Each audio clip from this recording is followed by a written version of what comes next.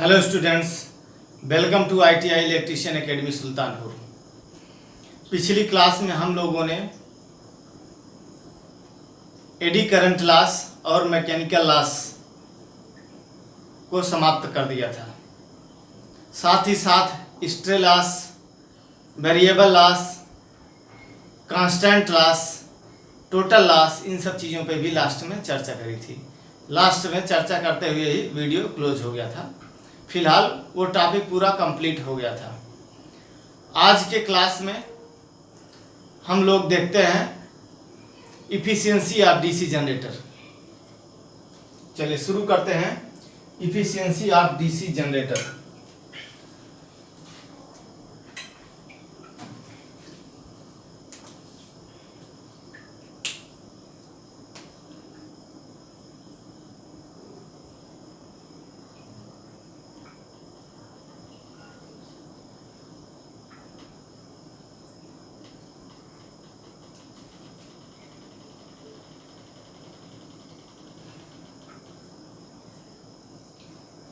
हिंदी में इसका मतलब होगा डीसी जनरेटर की दक्षता।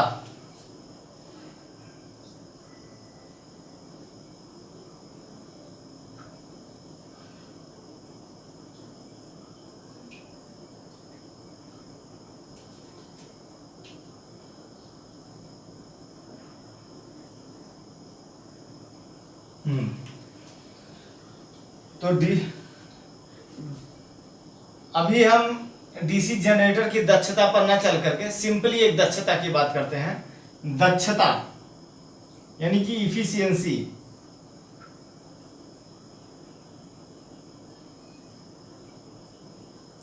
इफिशियंसी इज इक्वल टू होता है आउटपुट बटा इनपुट। ब्रैकेट में इसका प्रतीक चिन्ह लिख दीजिए ईटा, इज इक्वल टू आउटपुट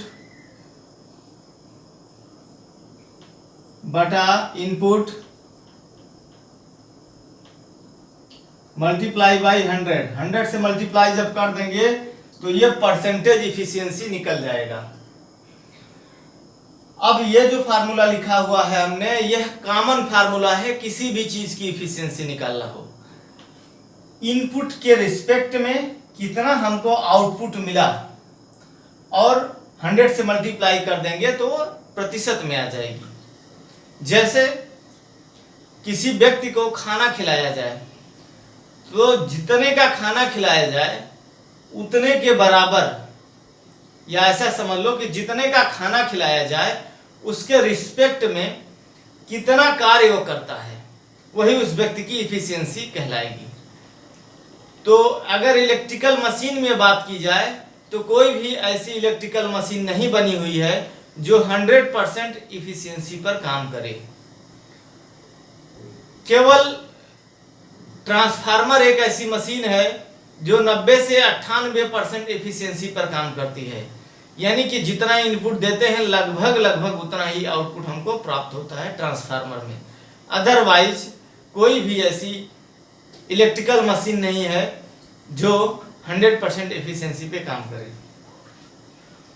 तो ये हो गया इफिशियंसी। किसी भी चीज की इफिशियंसी निकालना हो तो इनपुट के रिस्पेक्ट में कितना आउटपुट हमको मिलता है। अब आते हैं हम लोग जनरेटर की इफिशियंसी की बात करते हैं। जनरेटर की इफिशियंसी को 3 भागों में बांटा गया है।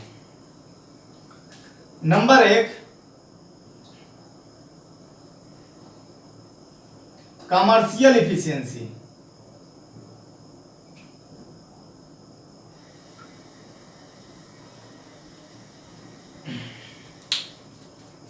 एक मिनट, इसको थोड़ा सा बड़े पर लिखते हैं। जनरेटर की इफिशियंसी को 3 भागों में बांटा जाएगा। नंबर 1 होगा आपका commercial efficiency.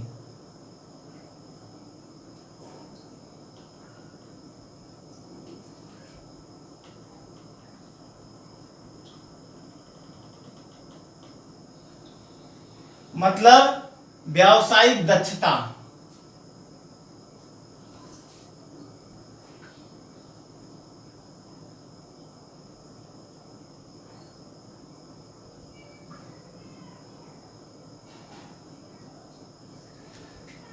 Commercial efficiency is equal to होता है व्यावसायिक दक्षता का मतलब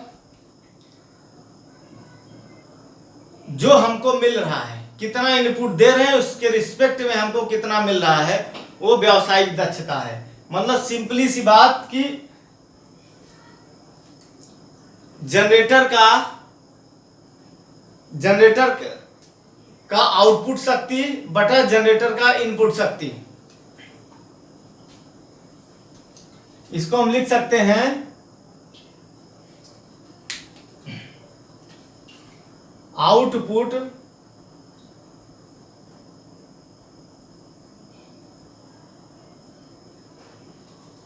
वैद्युतिक शक्ति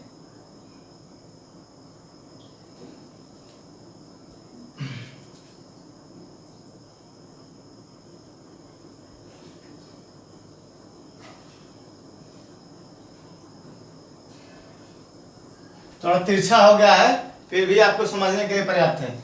आउटपुट वैद्युतिक शक्ति बटा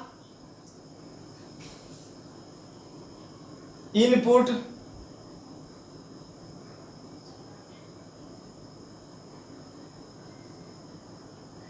वैद्युतिक शक्ति,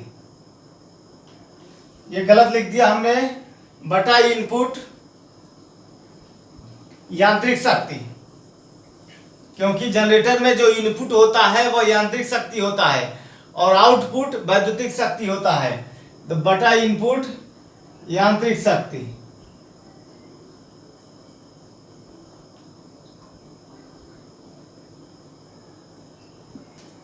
अब इसको और लिखना चाहिए, आगे बढ़ाइए। आउटपुट वैद्युतिक शक्ति का मतलब हुआ जनरेटर के टर्मिनल पे जो वोल्टेज मिलता है उसे हम लिखते हैं VT, ये ध्यान रखना आप। और जनरेटर के आर्मेचर में जो उत्पन्न होता है उसको हम लिखते हैं E। जितना उत्पन्न होता है उतना टर्मिनल पे हमको मिलता नहीं है, टर्मिनल पे जो मिलता है वो BT, यही लोड को मिलता है, और जो उत्पन्न होता है आर्मेचर में वो E, इस तरह से दिखाया जाता है। तो आउटपुट वैद्युतिक शक्ति, किसी चीज की शक्ति निकालने के लिए फार्मूला होता है आपके पास P बराबर VI, तो यही सी फार्मूले का प्रयोग करना है आपको। आउटपुट वैद्युतिक शक्ति, आउटपुट का मतलब वोल्टेज क्या होगा, VT इंटू I का मतलब load current, VT into IL बटा इनपुट यांत्रिक शक्ति का मतलब हुआ BHP गुणे 735.5, BHP गुणे 735.5। ये BHP का मतलब होता है ब्रेक हार्स पावर, BHP का फुल फॉर्म होता है ब्रेक हार्स पावर।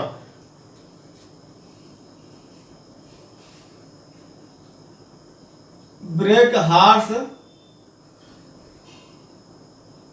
पावर।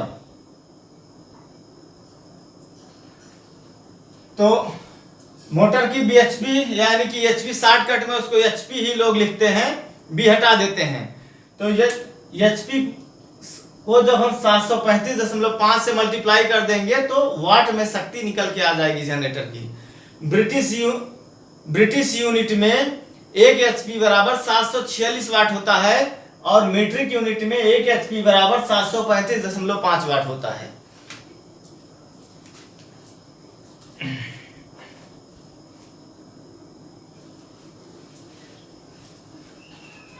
तो ये निकल गया आपका कमर्शियल इफिशियंसी। जो ग्राहक होता है वो इसी को देखता है, कमर्शियल इफिशियंसी को, जो उसको मिलना होता है, बाकी और इफिशियंसी को नहीं ध्यान देता है। दूसरा इफिशियंसी आता है आपका मैकेनिकल इफिशियंसी।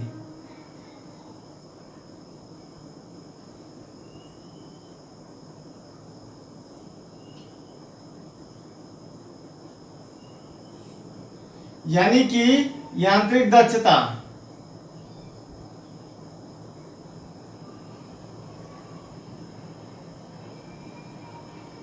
यांत्रिक दक्षता निकालने के लिए आपको क्या करना पड़ेगा, जनरेटर में इनपुट देते हैं हम यांत्रिक शक्ति, उसके बदले में क्या होता है, आर्मेचर जितना वोल्टेज उत्पन्न करता है उसके रिस्पेक्ट में निकालना है।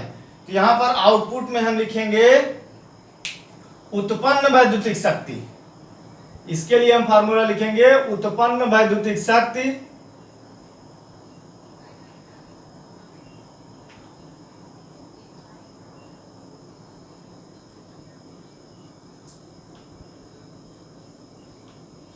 बटा उत्पन्न वैद्युतिक शक्ति बटा इनपुट यांत्रिक शक्ति।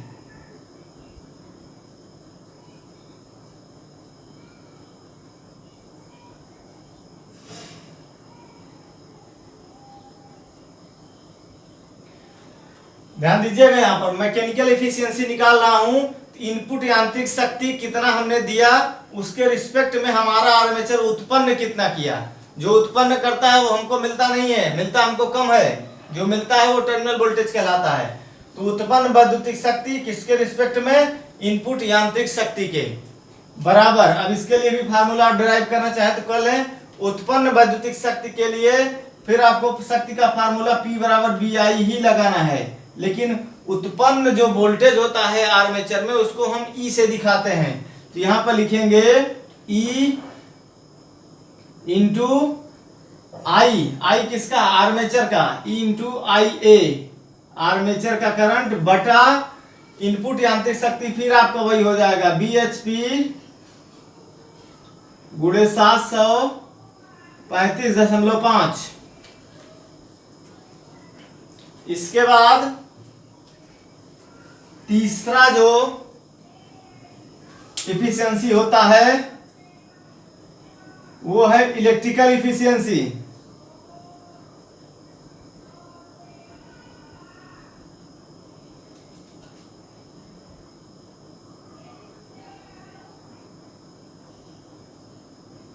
यानी कि अगर हिंदी में बात करूंगा तो वैद्युतिक दक्षता,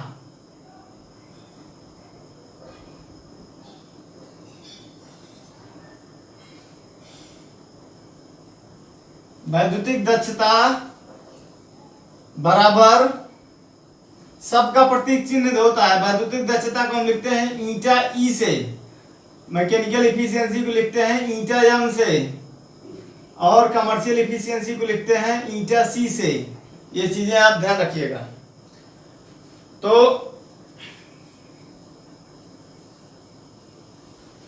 इलेक्ट्रिकल इफिशियंसी के लिए क्या होगा कि आउटपुट वैद्युतिक शक्ति बटा उत्पन्न वैद्युतिक शक्ति।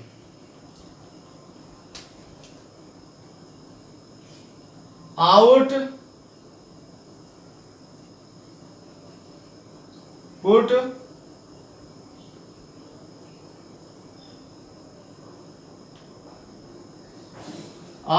वैद्युतिक शक्ति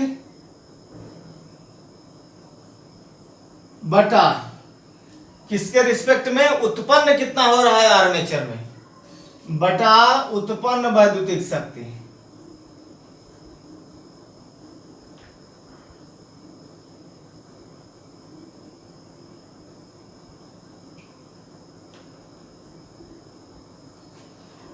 ठीक है ना, माने उत्पन्न जितना होता है उतना हमको मिलता नहीं है। तो उत्पन्न वैद्युतिक शक्ति के रिस्पेक्ट में आउटपुट वैद्युतिक शक्ति कितना मिल रहा है, ये आएगा हमारा इलेक्ट्रिकल इफिशियंसी में।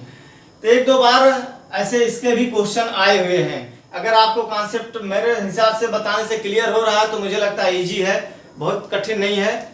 अभी एक बार आपको फिर से रिपीट कराता हूं। बराबर आउटपुट वैद्युतिक शक्ति के लिए क्या लिखेंगे, वही P बराबर BI का फार्मूला आपको लगाना है, लेकिन वोल्टेज यहां होगा आउटपुट के लिए टर्मिनल वोल्टेज, यानी कि VT into load current IL बटा उत्पन्न वैद्युतिक शक्ति के लिए E इंटू IA आर्मेचर का करंट। ये निकल के आ गया आपका। अब ध्यान से देखिए, यहां पर तीन इफिशियंसी हो गई, इलेक्ट्रिकल इफिशियंसी और दूसरा मैकेनिकल इफिशियंसी। इलेक्ट्रिकल इफिशियंसी किसके रिस्पेक्ट में निकालना है, आउटपुट वैद्युतिक शक्ति बटा इनपुट बटा उत्पन्न वैद्युतिक शक्ति। मैकेनिकल इफिशियंसी किसके रिस्पेक्ट में निकालना है, आउटपुट वैद्युतिक शक्ति और इनपुट यांत्रिक शक्ति के रिस्पेक्ट में। एक दो बार इसको आप थोड़ा गौर से समझेंगे तो याद हो जाएगा, कोई कठिन नहीं है। और ये तो सबसे इजी है कमर्शियल एफिशिएंसी, यानी कि आउटपुट बटा इनपुट। आउटपुट क्या मिलता है जनरेटर में? बिजली मिलता है। तो आउटपुट वैद्युतिक शक्ति, इनपुट क्या होता है? मैकेनिकल पावर होती है टरबाइन वगैरह से। तो इन बटा इनपुट यांत्रिक शक्ति। तो ये तो सिंपल है, जो ग्राहक होता है वो इसी को देखता है, इसी को समझता है। इन दोनों एफिशिएंसी से ग्राहक का कोई लेना देना नहीं है। तो जनरेटर की जो नेम प्लेट होती है, नेम प्लेट पर यही कमर्शियल एफिशिएंसी ही लिखा रहता है, ये दोनों एफिशिएंसी नहीं लिखी रहती। अच्छा, ये एफिशिएंसी तो पूछा है एक दो बार, लेकिन ज्यादा इंपॉर्टेंट नहीं है। लेकिन इसमें एक दूसरा चीज बहुत ही इंपॉर्टेंट है, relationship between commercial efficiency, mechanical efficiency and electrical efficiency.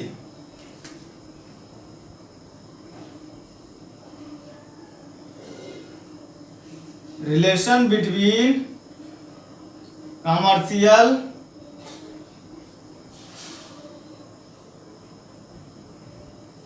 efficiency comma mechanical efficiency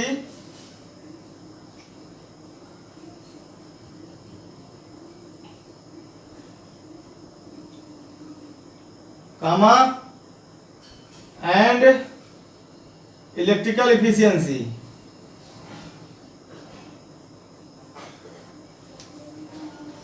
electrical efficiency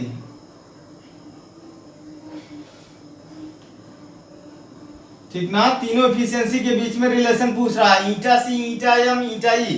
तो ये रिलेशन जो होता है वो होता है ईटा सी, याद कर लीजिए आप इसको। ईटा सी इक्वल टू होता है ईटा एम इंटू ईटा ई, यानी कि व्यावसायिक दक्षता बराबर यांत्रिक दक्षता गुणे वैद्युतिक दक्षता। इसको प्रूव करना चाहो तो बहुत ही आसानी से प्रूव भी हो जाएगा। बराबर ईटा एम कितना लिखा गया है? ईटा एम आपका है ई आई ए, ई इंटू आई ए बटा बीएचपी गुणे 735.5, बीएचपी गुणे 735.5 इंटू ईटा ई। ईटा ई बराबर हो गया we T into I L बटा ई इंटू आई ए, ठीक ना।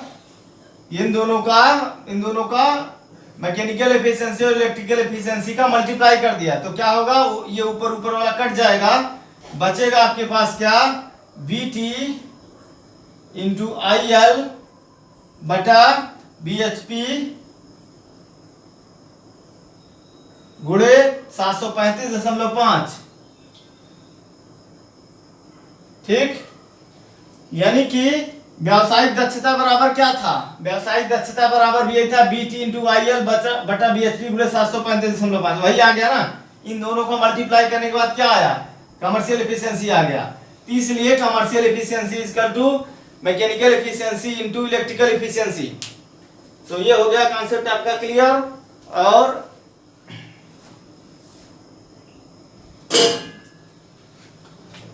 इसी के साथ ना डीसी जनरेटर चैप्टर का जो थ्योरेटिकल सेक्शन है वह समाप्त होता है।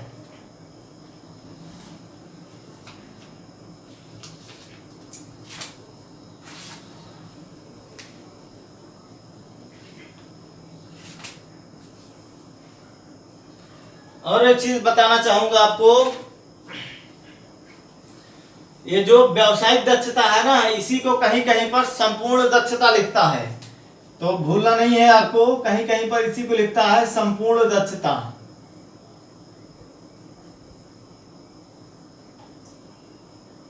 या इंग्लिश में बोलेंगे तो टोटल इफिशियंसी। तो इसी के साथ चैप्टर समाप्त हो गया आपका डीसी जनरेटर। इसके बाद हम आपको शुरू करने वाले हैं डीसी जनरेटर से रिलेटेड ऑब्जेक्टिव क्वेश्चंस। तो जितने भी ऑब्जेक्टिव क्वेश्चंस हो सकते हैं वो सब हम आपको कराएंगे अब आगे की क्लासेस में। ये मान के चलिए कि अगर आपने पूरे थ्योरेटिकल सेक्शन को पढ़ लिया है तो डीसी जनरेटर से रिलेटेड कोई भी ऑब्जेक्टिव क्वेश्चन आएगा तो ऐसा नहीं है कि आप नहीं कर पाएंगे। कुछ क्वेश्चन जो थोड़ा टिपिकल वैसे होंगे, अभी सब हम आप ऑब्जेक्टिव में चल रहे हैं कराने आपको। तो अगर आपने पूरा थ्योरेटिकल सेक्शन देख लिया, फिर ऑब्जेक्टिव देख लिया, तो उसके बाद इस सेक्शन से यानी कि डीसी जनरेटर के सेक्शन से कोई भी क्वेश्चन कहीं से भी आए आप जरूर कर ले जाएंगे, ये मेरा पूर्ण विश्वास है। तो इसी के साथ इस क्लास को ओवर करते हैं। बेस्ट ऑफ लक, और आप लोगों को बहुत बहुत धन्यवाद वीडियो देखने के लिए। अगर मैंने अच्छा पढ़ाया है और मैं लाइक और सब्सक्राइब का हकदार हूं, तो आप जरूर जो है लाइक और सब्सक्राइब करके मेरा उत्साहवर्धन करें। ठीक, बेस्ट ऑफ लक।